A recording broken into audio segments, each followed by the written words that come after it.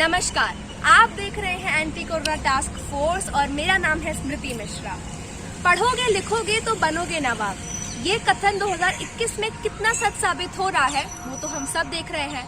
Twitter पे trend करते hashtag Modi ji हमें रोजगार दो, मोदी जी जवाब दो उन लाखों युवाओं की परिस्थिति को दर्शाते हैं जो पढ़े लिखे होने के बावजूद, डिग्रियां प्राप्त करने के बावजूद भी रोजगार के लिए तरस जाते हैं। यूपी, बिहार, राजस्थान, मध्य प्रदेश जैसे राज्यों में लाखों युवा जो प्रदर्शन पे बैठे हैं, वो सारी औरतें जो अपने बच्चों के साथ प्रदर्शन पे बैठी हैं कि मोदी जी अब तो हम जवाब लेकर उठेंगे, ये दर्शाते हैं कि हमारे देश में युवाओं की स्थिति कहां तक आ जा चुकी है। पढ़े लिखे होने के बाद भी, डिग्रियां प्राप्त करने के बाद अगर किसी युवा को रोजगार नहीं मिल पाता है तो इसका दोष हम किसको देंगे? सरकार को या वो उस इंसान को जो कि अपनी नियुक्ति का इंतजार कर रहा है। परीक्षाएं नहीं हो पा रही हैं या परीक्षाएं होने के बावजूद उनका परिणाम नहीं निकल रहा है, और अगर परिणाम भी निकल जा रहा है तो काउंसलिंग में दिक्कत आ रही है। 2018 की एसएससी की परीक्षाएं ले लीजिए या 2013 की नर्सिंग की परीक्षाएं, अभी भी कई युवाओं को रोजगार नहीं मिला है। इतने सारे पद खाली पड़े हैं, लेकिन उसके बाद भी अगर नियुक्ति नहीं हो पा रही है और लोग दर दर भटक रहे हैं जॉब पाने के लिए, रोजगार पाने के लिए, तो ये बहुत ही दुखद समस्या है। चुनाव होते हैं और नेता चुने जाते हैं। नेता वादे करते हैं कि वो युवाओं के लिए रोजगार लाएंगे, लेकिन सरकार जाती है, साल बदलते हैं और उसके साथ ही ये वादे अधूरे रह जाते हैं। युवाओं को ना रोजगार मिलता है और ना ही भरोसा कि वो आगे जाके कुछ कर सके। आज एंटी कोरोना टास्क फोर्स की टीम यही जानने निकली है कि बेरोजगारी पे युवाओं की क्या राय है। आज हम लोगों से बात करेंगे और ये जानेंगे कि लोग क्या सोचते हैं बेरोजगारी को लेकर, लोगों की क्या समस्याएं हैं और उनकी सरकार से क्या अपेक्षा है कि रोजगार को कैसे बढ़ावा दिया जाए। तो चलिए जानते हैं और बात करते हैं कुछ लोगों से। बेरोजगारी आज का मुद्दा आपके सामने। सरकारी नौकरियों के लिए ट्राई कर रहे हैं कि सरकारी नौकरियों में निकल जाए, क्योंकि सब प्राइवेट सेक्टर में जाना नहीं चाहते। कहीं ना कहीं लोगों के दिल में अभी भी सरकारी नौकरी के प्रति प्रेम है और इसीलिए लोग लगे हुए हैं। तो आप उन युवाओं को क्या सलाह देना चाहेंगे? देखिए, आपने जो कहा बिल्कुल सही कहा। लोग पहली प्राथमिकता अपनी रखते हैं कि सरकारी नौकरी मिल जाए, लेकिन उसके पीछे कारण ये जानना होगा हमें कि लोग चाहते हैं कि आराम की ज़िंदगी मिल जाए, समय के साथ हमें काम न करना पड़े और एक तरीके से बस पैसा आता रहे, एक सिक्योरिटी वाला फीचर है। लेकिन सरकार इस दिशा में प्राइवेटाइजेशन की तरफ क्यों बढ़ रही है? उसका एकमात्र कारण ये है कि जो आज का एग्जिस्टिंग हमारा जो गवर्नमेंट एम्प्लॉयज़ हैं वो एट पार नहीं है जो आज का यंगस्टर है उनके तुलना में।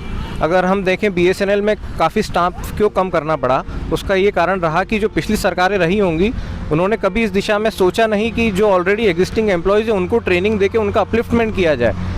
उसके साथ समय के साथ ये दिक्कत आई कि वो लोग किसी काम के नहीं रहे।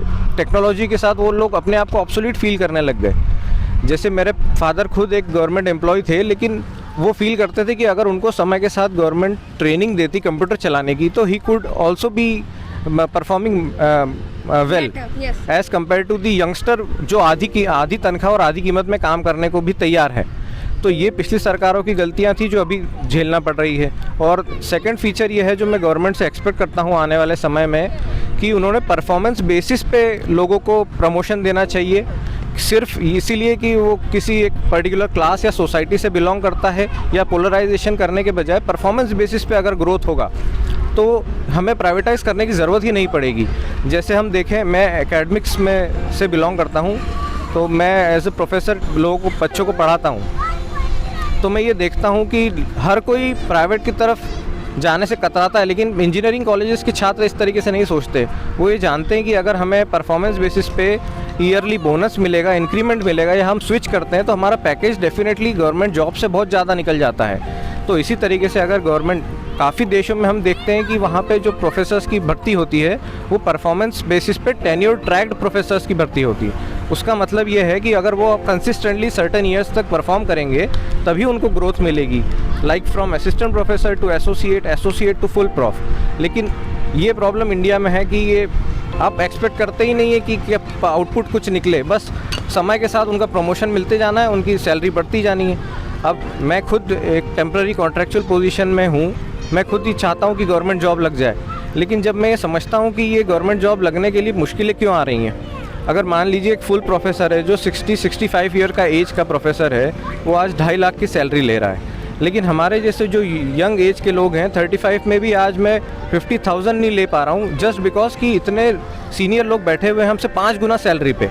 और समय के साथ वो लोग काम करने में स्वाभाविक है उनकी कैपेसिटी और उनका कम हो जाती है। कम हो जाती है, तो वहीं पे हम 1/5 सैलरी में काम करने को तैयार हैं और हमारे ऊपर कम से कम 3 टाइम ज़्यादा लोड दे दिया जाता है, जस्ट बिकॉज कि हम लोग कॉन्ट्रैक्चुअल है, हमारी कोई वैल्यू नहीं है। तो इसके बजाय परफॉर्मेंस बेसिस पे अगर हर चीज़ें होंगी तो हर किसी को गवर्नमेंट जॉब की तरफ सोचने की ज़रूरत नहीं है या प्राइवेट में इनसिक्योरिटी फील करने की ज़रूरत नहीं पड़ेगी। जी जी जी बिल्कुल, धन्यवाद। देखी थी कि प्रदर्शन हो रहे हैं दिल्ली में, बहुत सारे प्रदर्शन हो रहे हैं इस चीज़ को लेके, पर मुझे ऐसा लगता है कि ये सिर्फ मतलब सरकार भी इस विषय में कुछ ज़्यादा कर नहीं सकती, क्योंकि पहली प्रॉब्लम तो एक तो पॉपुलेशन भी बहुत ज़्यादा है, सेकेंडली रिजर्वेशन, और थर्ड पॉइंट है कि जो युवा है उनके पास ऑप्शंस कम है। और ये बिल्कुल सही कहा इन्होंने, ऑप्शंस कम है युवाओं के पास में। और मुझे ऐसा लगता है कि आज के समय में सब कोई इतना अवेयर नहीं है, जितना जागरूक नहीं है कि कितने सारे ऑप्शंस हैं, सब सिर्फ सरकारी नौकरी के पीछे जा रहे हैं। जी, ये मैं भी ये बिल्कुल मानती हूँ कि सब एक्चुअली सरकारी नौकरी के पीछे जा रहे हैं, बट वो इसलिए चाहते हैं जाना सो दैट कि उनकी लाइफ बाकी rest of the life secure हो जाए, उनको एक फिक्स पेमेंट आती रहे, भले वो काम पे जाएं या ना जाएं। इसीलिए मेरे ख्याल से सरकार अगर जो चीज़ें प्राइवेटाइज कर रही है, मुझे लगता है बहुत सही है। क्यों? प्राइवेटाइजेशन होने से एक प्लस पॉइंट आप ये देख सकते हैं कि लोगों की परफॉर्मेंस के अकॉर्डिंग उनको इंक्रीमेंट मिलेगा या उनको नौकरियाँ मिलेंगी। अगर वो परफॉर्म नहीं करेंगे, अगर कोई सर्वेंट है, अगर कोई झाड़ू मारने वाला है, अगर वो कोई झाड़ू नहीं मारेगा रोज, तो उसके बजाय किसी और को ऑप्शन मिलेगा जो कि अच्छा काम कर सके। तो मुझे लगता है कि ज़रूरी है। मैम, हमारे समाज में ऐसा भी देखा गया कि अगर कोई इंसान बेरोजगार है तो उसकी समाज में इतनी इज्जत नहीं होती, जबकि हम ये नहीं कह सकते कि हर बार गलती उस युवा की हो, उस इंसान की हो, क्योंकि नौकरी आज के समय में पाना इतना ही इजी नहीं रह गया है कि हम इस दौर में भी नौकरियां ले सरकारी नौकरी हो चाहे प्राइवेट नौकरी हो। अगर प्राइवेट नौकरी है तो आपको सैलरी कम मिल रही है, गवर्नमेंट नौकरी तो वैसे भी ले आना बहुत ही मुश्किल है। तो मैम, आप क्या कहना चाह रही हैं? सरकार से आपकी क्या गुजारिश है, अगर आपको सरकार को कुछ कहना हो या उन युवाओं को कुछ कहना हो जो अभी भी सरकार का ये वेट कर रहे हैं, सरकार का इंतजार कर रहे हैं कि सरकार उनके लिए कुछ कदम उठाएगी, तो आप क्या कहना चाहेंगी आखिर में उनको? मेरे लिए मेरी अपनी तरफ से एक सजेशन है सरकार के लिए। हम एक भारत देश एक बहुत अच्छे प्लेटफॉर्म पे अपने देश को ले जा सकते हैं। हम अपनी जनसंख्या को, जैसे चाइना ने यूज़ किया है, हम भी उसको उसी तरह से यूज़ कर सकते हैं, बट हमें अपने युवाओं को ट्रेनिंग देनी पड़ेगी। ज़रूरी नहीं है कि हर एक युवा नौकरी के ही काबिल हो और उसी दिशा में जाए। अगर कोई युवा अगर आपको दिख रहा है ऐसे बेकार घूम रहा है, तो बेकार घूमेगा तभी करप्शन और ये सब चीज़ें और फैलेंगी। बिल्कुल बिल्कुल, मतलब राइट्स होंगे या वो कहीं ना कहीं अपना दिमाग और लगाएंगे। उनको किस तरह से इंगेज करना है, आप छोटे छोटे मैन्युफैक्चरिंग यूनिट्स खोलिए। लाइक आप टॉयज़ बना सकते हैं, टॉयज़ बनाने की मतलब कुछ ऐसा फैक्ट्री लगा दीजिए छोटी, पहले उनको ट्रेनिंग दीजिए। डाइवर्सिटी कहना चाहती है ये कि जॉब्स में डाइवर्सिटी, युवाओं के लिए और नए साधन और नए जॉब्स जो कि उनको मिल सके और उनकी काबिलियत के हिसाब से, उनकी स्किल्स जो उन्होंने एक्वायर किए उसके हिसाब से उनको अगर जॉब मिल सके, रोजगार मिल सके, तो ये युवाओं के लिए अच्छा रहेगा और सरकार को भी काफ़ी मदद मिलेगी रोजगार उत्पन्न करने में। धन्यवाद मैम, धन्यवाद। सर, आप अपना नाम बताइए। शिवाशीष मिश्रा। जी सर, जैसे कि आपने देखा होगा कि न्यूज़ चैनलों पे ये दिखाया जा रहा है कि तमाम जो युवा है, जो कि महिलाएं भी हैं, जो कि प्रदर्शन कर रहे हैं रोज़गार की मांग में, तो आपको क्या लगता है सर कि कहाँ पे कमी आ रही है? सरकार के द्वारा कमी आ रही है या आपको लगता है कि हम में से हम लोग हैं जिनको कोई स्टेप लेना चाहिए और अपना रोज़गार के लिए कोई ना कोई साधन ढूंढने चाहिए? फाइन, मैं पहले स्टार्ट करूंगा एजुकेशन पॉलिसी इंडिया में, एजुकेशन सिस्टम क्या हो रहा है हमारे सिलेबस में। हम जैसे कि हम सबको पता है कि वोकेशनल कोर्सेज़ की अभावी है इंडिया के एजुकेशन सिस्टम में। तो जैसे कि नॉर्मली वोकेशनल कोर्सेज़ होने से जो अर्निंग की जो कैपेसिटी होती है वो नॉर्मली युवाओं में ज़्यादा होती है। तो एजुकेशन सिस्टम में हमको चेंजेस लाने हैं। फिर और एक चीज़ है इंडिया में स्किल्स गैप। तो नॉर्मली अभी देखा जाए तो लगभग 9 to 10% अनएम्प्लॉयमेंट रेट है इंडिया में, जो कि ग्लोबल लेवल जो कि 6 to 7% है, उससे कई ज़्यादा है। तो बहुत सारे लोग हैं ऐसे जो कि अनट्रेंड है, जो कि अनस्किल्ड हैं। और ये एक दूसरी बात है, अभी जैसे कि सरकार बहुत कुछ चीज़ें कर रही है, जबकि अभी एक नया लेबर कोड आ रहा है। तो जैसे कि फैक्ट्री एक्ट हो, कॉन्ट्रैक्ट लेबर एक्ट हो और इंटरस्टेट माइग्रेंट वर्कमैन एक्ट हो, तो उनमें से बहुत सारे अमेंडमेंट्स हो रहे हैं, जिसमें से कि आप ले ऑफ और रिट्रेंचमेंट इतना इजीली नहीं कर पाएंगे वर्कमैन्स वगैरह को। तो गवर्नमेंट भी बहुत ज़्यादा स्टेप ले रही है। और एक चीज़ है, सपोज़ आप इंडिया और वेस्टर्न कंट्रीज़ में डिफरेंस देखेंगे, उनके यहाँ लोग डिपेंड नहीं करते गवर्नमेंट या प्राइवेट एजेंसी के ऊपर जॉब देने के लिए। तो इंडिया में वो चीज़ लैक कर रहा है। हम लोग क्या सोच रहे हैं, मैक्सिमम कैसे ज़्यादा कमा सकें और मिनिमम वर्क्स करके। तो प्रॉब्लम वहाँ पे है, हमारा माइंडसेट चेंज करना है। युवाओं को मैं ये बोलूँगा कि आपको अपना खुद का वेंचर्स हो, स्टार्टअप्स हो, ये वगैरह स्टार्ट करना चाहिए, ये सोचने की वजह से कि हमको कोई एम्प्लॉयमेंट दे, हम लोगों को एम्प्लॉयमेंट दे सकें। तो ये वाला चीज़ चेंज होना चाहिए। और बाकी एजुकेशन सिस्टम में भी चेंज होना चाहिए। और बहुत सारे रीजन्स, जैसे सोशल रीजन्स, बहुत सारे लोग those are willing to work but they can't work. So वो माइंडसेट, सोशल माइंडसेट भी चेंज करना है लोगों से। तो सर, जैसे हमने ये बोला कि अभी लोगों को भी चेंज करना चाहिए और सारे एम्प्लॉयमेंट की अपॉर्चुनिटीज़ ढूंढने चाहिए। सर, अगर मैं बोलूँ कि इतने सारे मध्य प्रदेश में 90,000 पद खाली हैं और उसके बाद भी नियुक्ति नहीं हो पा रही है, मतलब पद खाली रह जा रहे हैं, लेकिन लोग जो है वो एम्प्लॉय नहीं हो पा रहे वहाँ पे। तो और या फिर काउंसलिंग हो रही है तो काउंसलिंग भी अधूरी रह जा रही है। रिजल्ट आ जा रहा है, लोग रिजल्ट का वेट करते रह जा रहे हैं 2-3 साल, कुछ नहीं कर पा रहे हैं, उसके बाद से फिर वो अनएम्प्लॉयड रह जा रहे हैं। तो उस संदर्भ में आप क्या बोलना चाहेंगे? सो ये कहीं ना कहीं हमारे सिस्टम में ही लूप होल है। जैसे कि सपोज़ बहुत सारे स्कैम्स, जैसे कि व्यापम वगैरह हो, हमने देखे हैं। तो क्या हो रहा है, वो साइकिल पूरा नहीं हो पा रहा है। जैसे कि हम रिक्रूटमेंट स्टार्ट कर रहे हैं, फिर पोस्टिंग के बाद बहुत सारा करप्शन, दुर्नीति भी हो रहा है। फिर और लोग बोल रहे हैं कि बहुत लोग, जैसे कि सपोज़ यूपी या कहीं पे एक पियन का 675 पोस्ट निकला था, वहाँ पे 20 लाख लोग अप्लाई किए थे। तो जो इंजीनियर्स IIT पास आउट भी हैं, वो लोग भी अप्लाई कर रहे हैं, क्योंकि इंडिया में जॉब है ही नहीं।